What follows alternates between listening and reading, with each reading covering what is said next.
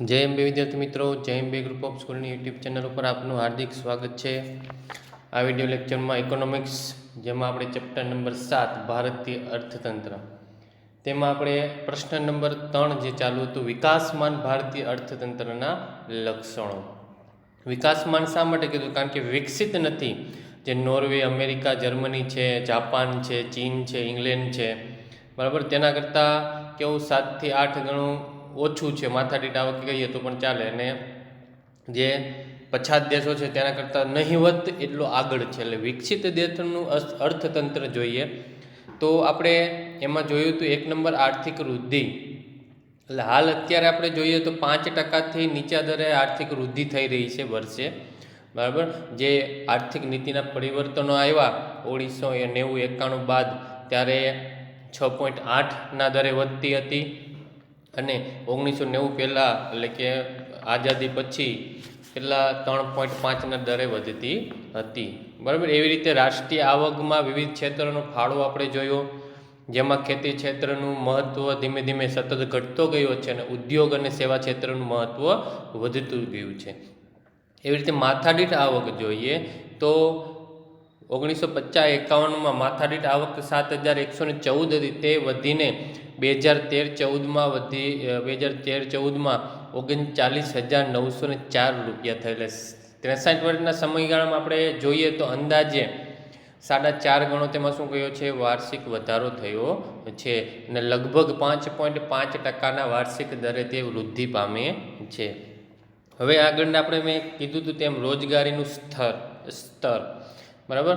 તો આ લક્ષણો અર્થતંત્રના લક્ષણો છે. એટલે અર્થતંત્રમાં તો તમને ખબર પડી જ જવી જોઈએ કે રોજગારી હોય, માથાદીઠ આવક સારી હોય, પછી રાષ્ટ્રીય આવક સારી હોય, રાષ્ટ્રીય આવકથી રાષ્ટ્રીય વૃદ્ધિ એટલે કે આર્થિક વૃદ્ધિ સારી હોય તો આપણે શું થાય? અર્થતંત્ર મજબૂત થાય. તો કયું ક્ષેત્ર રોજગારી પૂરી પાડે છે, એટલે કે કામ આપે છે, પૈસા આપે છે, તેમાંથી લોકો પૈસા કમાય છે, એ આપણે આજે જોવાનું છે. તો રોજગારીનું સ્તર, તેમાં પહેલું છે પ્રાથમિક ક્ષેત્ર, બરાબર બાળકો. આ ક્ષેત્રમાં ખેતી અને ખેતી સાથે સંકળાયેલી પ્રવૃત્તિઓ જેવી કે પશુપાલન, મરઘા, બતકા ઉછેર વગેરેનો સમાવેશ થાય છે. પ્રાથમિક ક્ષેત્ર એટલે કયું કે ક્ષેત્ર ખેતી અને ખેતીને લગતું, જેમાં પશુપાલન આપણે જે તબેલા એવું છે ને બધું આવી જાય. મરઘા, બતકા ઉછેર, મરઘાનો ઉછેર થતો હોય એ આવી જાય, મધ ઉછેર થતો હોય એ આવી જાય, જંગલની જે પ્રવૃત્તિઓ છે એ આવી જાય, બરાબર. તો આવી પ્રવૃત્તિને આપણે પ્રાથમિક ક્ષેત્ર કહીશું. હવે આ ક્ષેત્રમાંથી કેટલું રોજગારી મેળવતા હતા, કેટલા લોકો રોજગારી મેળવતા હતા, એ આપણે હજી નીચે થોડુંક જોવાનું છે. એવી રીતે ઔદ્યોગિક ક્ષેત્ર, આ ક્ષેત્રમાં તમામ ઔદ્યોગિક ઉત્પાદન પ્રવૃત્તિઓ સમાવેશ થાય છે, જેવી કે નાના મોટા ઉદ્યોગો, બાંધકામ ઉદ્યોગ અને વાહનો ઉદ્યોગ. આમાં ઉદ્યોગ કોઈ પણ નાની વસ્તુ ઉત્પાદન કરતું હોય, તમે ઘરે બેઠા ગૃહ ઉદ્યોગ કરતા હોય, મરી મસાલા બનાવતા હોય, બરાબર, ને મોટી મોટી કંપની જે મોટા જહાજો બનાવતી હોય, જે બધો જ ઉદ્યોગ આમાં સમાવેશ થાય છે, કેમાં? ઉદ્યોગ ક્ષેત્રમાં. પછી છે સેવા ક્ષેત્ર. મેં તમને આગળ પણ કીધું હતું, અહીંયા પણ છે કે તેમાં વેપાર, વાહન વ્યવહાર, ખાણ વિભાગ, સંદેશા વ્યવહાર, બેન્કિંગ જેવી અન્ય ઇતર સેવાઓનો સમાવેશ થાય છે, જેમાં આપણે વેપાર કરીએ કે એક વસ્તુ અહીંથી લઈને બીજી વસ્તુ બીજી જગ્યાએ વેચીએ, એમાંથી જે આપણે નફો થાય ને આપણી માથાદીઠ આવક વધે, આપણે કોઈને રોજગારી આપીએ, બરાબર, ને પછી આપણે ટેક્સ ચૂકવીએ તો રાષ્ટ્રીય આવકમાં પણ વધારો થાય. એમ કે એમેઝોન, ફ્લિપકાર્ટ છે એ વેપાર કરે છે, બરાબર. એવી વેપાર છે. વાહન વ્યવહાર સેવા છે, એ તો તમને ખબર જ પડે. ખાણ સેવા, જમીનમાંથી જે ખનિજો કાઢવામાં આવે તે સંદેશા વ્યવહાર, એટલે તમને ખબર જ પડી ગઈ છે બધું. એવી રીતે બેન્કિંગ સેવા છે, વીમા સેવા છે, એ જે બધી સેવા આપતી હોય, સેવા લોકો આપતા હોય, કે જેમ સીએ છે, શિક્ષકો છે, શિક્ષકનો પણ સારો એવો પગાર હોય, બરાબર, એમાંથી પણ એ શું કરે છે? ટેક્સ ચૂકવે છે. તો આ 3 ક્ષેત્ર છે, તેમાંથી કેટલી રોજગારી લોકોને મળતી હતી એ હવે જોવાનું છે. તો રોજગારીમાં વિવિધ ક્ષેત્રનો ફાળો. ક્ષેત્ર પેલું જોઈએ તો પ્રાથમિક ક્ષેત્ર 1951માં 72.1% લોકો, ભારતના જે 72.1% લોકો છે, પ્રાથમિક ક્ષેત્ર એટલે ખેતી અને ખેતીની સંકલિત પ્રવૃત્તિઓમાંથી કમાતા હતા, રોજગારી મેળવતા. એ રીતે 1991માં જોઈએ તો એ ઘટતો ગયો 66.9, 2001માં 56.7, 48.9 સોરી 2011-12માં 48.9 રોજગારીનું સર્જન કરતું હતું અથવા તો તેમાંથી રોજગારી મેળવતા હતા. એવી રીતે ઔદ્યોગિક ક્ષેત્ર જોઈએ તો પહેલાં 10% હતું, 51માં 91માં 12.7% થયું, 2001માં 18.1 અને 2011-12માં 24.2. એટલે એમાં સતત રોજગારી મળતી રહે છે અને રોજગારીમાં શું થયું છે? વધારો થયો છે. એવી રીતે સેવા ક્ષેત્ર જોઈએ તો પહેલાં જ્યારે આઝાદી મળી 1951માં ત્યારે 17.3 લોકો રોજગારીનું સર્જન કરતા હતું. જે સેવા ક્ષેત્ર આપણે બેન્કિંગ જોયું, વાહન વ્યવહાર, ખાણ, સંદેશા વ્યવહાર, વેપાર. પછી એ વધતું ગયું 1991માં 20.4, 2001માં 25.2 અને 2011-12માં 26.9. બરાબર. એટલે આપણે આગળ પણ ભણી ગયા હતા કે રોજગારીમાંથી સેવા ક્ષેત્રમાંથી જે રાષ્ટ્રીય આવક છે તેમાં તેનો ફાળો કેવો છે? સિંહ ફાળો છે. બરાબર. અને રોજગારી પણ કેવું છે? વધારે પૂરી પાડે છે. રોજગારીનું એ શું કરે છે? રોજગારીની તકોનું સર્જન કરે છે. આમ સ્પષ્ટ થાય છે કે 60 વર્ષના સમયગાળામાં લોકો રોજગારીના હેતુસર પ્રાથમિક ક્ષેત્રમાંથી ઔદ્યોગિક ક્ષેત્ર અને સેવા ક્ષેત્ર તરફ વળ્યા છે. આપણે આંકડા જોઈએ તો ખબર પડે કે 1951 એટલે કે આઝાદીથી 2011-12 સુધીના સમયગાળામાં એટલે કે 60 વર્ષના સમયગાળામાં આપણે કહી શકીએ કે જે પ્રાથમિક ક્ષેત્ર છે ખેતી અને ખેતીને સંકલિત પ્રવૃત્તિઓ, બરાબર, તેમાંથી રોજગારીના હેતુસર પ્રાથમિક ક્ષેત્રમાંથી ઔદ્યોગિક અને સેવા ક્ષેત્ર તરફ લોકો વળ્યા છે. એટલે ખેતી ધીમે ધીમે મહત્ત્વ ઘટતું ગયું છે અને ઉદ્યોગો અને સેવા ક્ષેત્રનું મહત્ત્વ વધતું ગયું છે. બરાબર.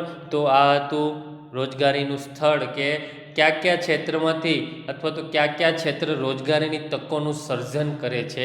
તેમાં પ્રાથમિક ક્ષેત્ર, ઔદ્યોગિક ક્ષેત્ર અને સેવા ક્ષેત્ર આપણે જોયું. હવે પછી છે પાયાની સુવિધામાં વૃદ્ધિ. જે આપણે પાયાની સુવિધાઓ છે, બરાબર, જે આપણે જીવન જરૂરિયાત સુવિધાઓ છે તેમાં કેટલી વૃદ્ધિ થઈ, તેમાં કેટલો વધારો થયો તે આમાં આપણે જોવાનું છે.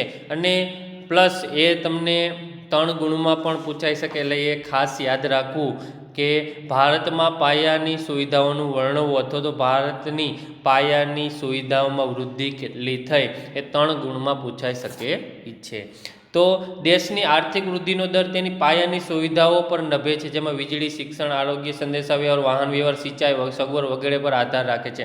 કે આપણે ગણી શકીએ કે આર્થિક વૃદ્ધિ કેટલી થઈ, પૈસા કેટલા કમાવ્યા, રાષ્ટ્રીય આવકમાં વધારો કેટલો થયો, માથાદીઠ આવક કેટલી વધી.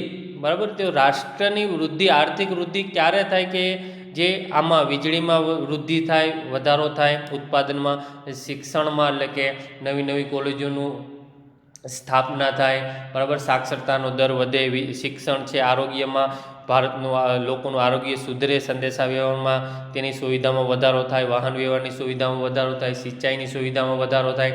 ત્યારે આ બધામાં વધારો થાય ત્યારે જે આર્થિક વૃદ્ધિ થઈ ગણાય. ને આર્થિક વૃદ્ધિ થાય, મેં તમને કીધું તેમ ભારતનું અર્થતંત્ર મજબૂત થાય છે. તો પહેલું જોઈએ તેમાં સિંચાઈની સુવિધા. વર્ષ 1950-51માં 22.6 મિલિયન હેક્ટરમાં સિંચાઈની સુવિધા હતી, જે વર્ષ 2012-13માં 63 મિલિયન હેક્ટર સુધી વિસ્તરણ પામી છે. જ્યારે આઝાદી મળી 50-51માં ન મળી, 47માં પણ ત્યારની વાત કરીએ તો 22.6 મિલિયન એટલે તુચ્છ વસ્તુ કહેવાય મિલિયન હેક્ટરમાં સિંચાઈ એટલે કે ત્યાં પાણીની સુવિધા પૂરી પાડવી, કેનાલ દ્વારા, નદીઓ દ્વારા, બરાબર. લોકો પાણી પાઈને મોસમી નહીં, વરસાદ થાય ને ચોમાસામાં તમે ખાલી ચોમાસામાં ખાલી તમે પાક લઈ શકો એવું નહીં. તમે 3 સિઝન, ચોમાસું, શિયાળો, ઉનાળો અને ચોમાસું 3 સિઝનમાં તમે પાક લઈ શકો એવું જે કાર્ય કરે એને આપણે સિંચાઈની સુવિધા કહેશું. એટલે તેને પાણી મળી રહે. બરાબર. એ 2012-13માં 63 મિલિયન હેક્ટર સુધી વિસ્તરણ પામી છે. એટલે લગભગ આપણે ગણીએ તો 40 મિલિયન જેવો શું થયું છે, આમાં વધારો થયો છે, એટલે કે વૃદ્ધિ થઈ છે. આમ કુલ 45% વાવેતરનો વિસ્તાર સિંચાઈની સુવિધા હેઠળ આવરી લેવામાં છે. આમ કુલ જે અત્યારે વાવેતર થાય છે ખેતી ઉત્પાદન થાય છે એમાંથી 45% ઉપર સિંચાઈની સુવિધાઓ છે. જે ભારતની દેશ કુલ 100% જે ખેતી લાયક જમીન છે તેમાંથી 45% જેટલી જે જમીન છે, જે વિસ્તાર છે તેમાં સિંચાઈની સુવિધા જોવા મળે છે. એટલે આર્થિક સિંચાઈની સુવિધામાં શું જોવા મળ્યો છે? વધારો જોવા મળ્યો છે. શિક્ષણની સુવિધા. આઝાદી પહેલાં ભારતમાં 20 યુનિવર્સિટીઓ અને 50 કોલેજ હતી, જે આજે વૃદ્ધિ પામીને 35,000 કોલેજો અને 719 યુનિવર્સિટીઓ થઈ છે. બરાબર. જ્યારે આઝાદી થઈ એટલે ત્યારે તો પહેલાં તો આશ્રમ હતા, બરાબર. જ્યારે રાજાશાહી ને એવું બધું ચાલતું ત્યારે નાના મોટા રજવાડા જ હતા. પછી અંગ્રેજો આવ્યા, બરાબર. આપણે આગળ ભણ્યા હતા તેમ તેને પોતાના અનુકૂળ એવા કારકુન મળી રહે, કર્મચારી મળી રહે તે માટે તેને શિક્ષણની સુવિધાઓનું આપવાનું શરૂ કર્યું. એટલે 20 યુનિવર્સિટીઓ અને 500 કોલેજો સ્થાપી. પછી તેમાં વૃદ્ધિ થઈ, વધારો થયો અને અત્યારે હાલ આપણે જોઈએ તો 35,000 કોલેજો છે ભારત દેશમાં અને 719 યુનિવર્સિટીઓ છે. જેમ કે યુનિવર્સિટીમાં આપણે ગુજરાત યુનિવર્સિટી આવે, દક્ષિણ ગુજરાત, સૌરાષ્ટ્ર, ઉત્તર ગુજરાત યુનિવર્સિટી આવે, સયાજીરાવ, એવી ઘણી ઘણી યુનિવર્સિટી છે, બરાબર. એમાં કુલ તેને 719, એટલે એમાં પણ શું થયું છે? વધારો જોવા મળે છે. ભારતનો સાક્ષરતાનો દર જે વર્ષ 1951માં 18.33% હતો તે વધીને 2011માં 73% થયો છે. સાક્ષરતાનો દર એટલે કે કોઈ વ્યક્તિ છે, બરાબર, એ ભણી શકે છે, લખી શકે છે અને આપણે સાક્ષરતા કહેશું. એટલે જ્યારે આઝાદી મળી 1951નો સમયગાળો આપણે કહીએ તો ત્યારે સાક્ષર કેટલા હતા? ભણેલા ગણેલા કેટલા હતા? 18.33. ને અત્યારે 2011માં, એટલે અત્યારનું તો વર્તમાનની વાત તો નથી કરી શકતો, પણ 2011માં એ આંકડો 73%નો છે કે જે ભારતના 100 વ્યક્તિએ 73 વ્યક્તિ શું છે? ભણેલા ગણેલા છે, અથવા તો વધુ ન ભણેલા હોય તો વાંચી લખે છે, બરાબર. એટલે તેમાં પણ શું થયો છે? વધારો જોવા મળે છે અને તેમાં પણ તે વૃદ્ધિ થઈ કહેવાય. અને તેમાં સાક્ષરતાના દરમાં સુધારો, એટલે કહી શકાય કે વેપારમાં વધારો, ઉદ્યોગમાં વધારો, સેવા ક્ષેત્રમાં શું થયું કહેવાય? વધારો. અને ભણેલા ગણેલા હોય તો તેને શું થાય છે? રોજગારીની તકો પણ મળી રહે છે, એટલે રોજગારીમાં પણ વધારો, એટલે માથાદીઠ આવક વધતા રાષ્ટ્રીય આવકમાં શું થાય છે? વધારો થાય છે. વીજળીની સુવિધા જોઈએ તો ભારતમાં વીજળી ઉત્પાદનમાં પણ સિદ્ધિ હાંસલ કરવામાં આવે છે. ભારતમાં વીજળી ઉત્પાદનમાં પાણી દ્વારા, પવન દ્વારા, અણુઓ દ્વારા, આપણે જે અણુ રિએક્ટર છે ને તેના દ્વારા પણ વીજળી ઉત્પાદન થાય. તેના દ્વારા જે વીજળી ઉત્પાદન થાય છે તેમાં પણ શું જોવા મળ્યું છે? સુવિધાઓ, એટલે તેમાં પણ સિદ્ધિ હાંસલ કરી છે. એટલે કઈ સિદ્ધિ એ આપણે જોઈએ, તેમાં પણ વધારો થયો કહેવાય. વર્ષ 1950-51માં 2300 મેગાવોટનું વીજળી ઉત્પાદન હતું, તે વધીને વર્ષ 2011-12માં 2,43,000 મેગાવોટ વીજળી ઉત્પાદન થયું છે. જે 1950-51માં ખાલી ફક્ત 2300 હતું, એ 2011-12માં 2,43,000 વોલ્ટ શું થાય છે? મિલિયન વોલ્ટ શું થાય છે? વીજળીનું ઉત્પાદન થાય છે. વીજળીનું ઉત્પાદન થાય તો ઘરે ઘરે સુવિધા મળે, ઉદ્યોગોને વીજળી મળે, ઉદ્યોગોને વીજળી મળતા તેનો ઉદ્યોગો ચાલે, સરખા ચાલે અને તેમાંથી પણ શું થાય? આવક થાય. એટલે આ બધું અર્થતંત્ર સાથે શું છે? જોડાયેલું છે. હવે જે રોડ રસ્તાની સુવિધા એ આપણે આગળ પણ જોઈ ગયા હતા, અહીંયા પણ આપણે જોશું. ભારતમાં આજે 48.6 લાખ કિલોમીટર લાંબા રસ્તાઓ છે, જે વિશ્વના સૌથી મોટા રોડ નેટવર્ક ધરાવતા દેશો પૈકી એક છે. ભારતમાં આજે 48.6 લાખ કિલોમીટર કેવા છે? રસ્તાઓ છે, બરાબર. જે વિશ્વનું સૌથી મોટું નેટવર્ક, રોડ નેટવર્ક કહેવાય. વાહન વ્યવહાર સુવિધા રોડ નેટવર્ક છે કે કેટલા લાંબા રોડ છે તેમાંનો એક દેશ આપણે ભારત દેશ પણ ગણી શકીએ છીએ. રેલવેની સુવિધા. ભારતમાં અંદાજે 65,000 કિલોમીટર લાંબો રેલવે માર્ગ છે. વિશ્વના ચોથા નંબરનું સૌથી રેલવે નેટવર્ક છે. જે 65,000 કિલોમીટર લાંબો આપણો તો રેલ માર્ગ છે ખાલી, એ વિશ્વના ચોથા નંબર ઉપર આવીએ છીએ, બરાબર. આગળના 3 દેશો પછી એના આપણા કરતાં વધારે રેલવે માર્ગ છે, પછી ચોથા નંબરે આપણે આવીએ છીએ. એટલે રેલવે સુવિધા, રોડ રસ્તા છે, વીજળી છે, શિક્ષણ છે, સિંચાઈની સગવડ છે, આ બધી સુવિધામાં શું થયું છે? વધારો થયો છે અને ક્યાંક ને ક્યાંક આ બધું અર્થતંત્રને શું છે? લાભ પહોંચાડે છે. પૂર્ણાવૃત્તિ કરીએ આ પ્રશ્નની અથવા તો ચેપ્ટરની પણ આપણે કહી શકીએ તો વિશ્વ બેંકના એપ્રિલ 2014ના અહેવાલ મુજબ સમ ખરીદ શક્તિના આધારે આજે ભારત વિશ્વની સૌથી મોટી અર્થવ્યવસ્થામાં ત્રીજા ક્રમે છે. સમ ખરીદ શક્તિ એટલે આપણે કેટલી ખરીદી કરીએ છીએ અથવા તો કોઈ એક વ્યક્તિ કેટલા ખરીદી બજારમાંથી કેટલી ખરીદી કરી શકે કોઈ પણ વસ્તુની, બરાબર. તો તેના આધારે જોઈએ તો ભારત વિશ્વની સૌથી મોટી અર્થવ્યવસ્થામાં કેટલામાં ક્રમે છે?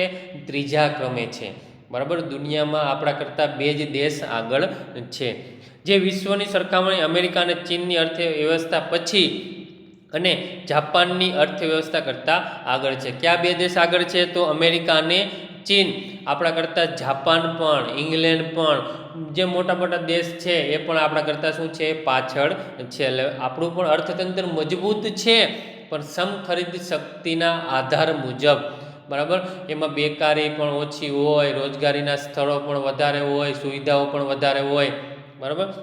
પણ આપણે ગરીબી છે એ છુપી ગરીબી છે, બેકારી છુપી બેકારી છે, તેના લીધે આપણે શું છે? અર્થતંત્ર મજબૂત છે એવું કહી શકીએ નહીં.